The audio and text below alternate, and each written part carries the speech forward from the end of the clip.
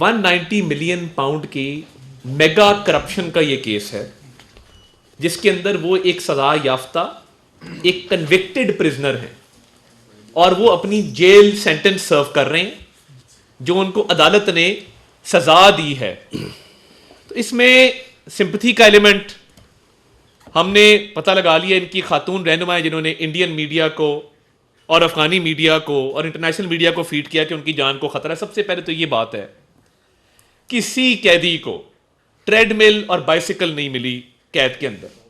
Jail rules में शायद provision भी ना हो, ये एक एक्स्ट्रा फैसिलिटी है जो वो अवेल कर रहे हैं।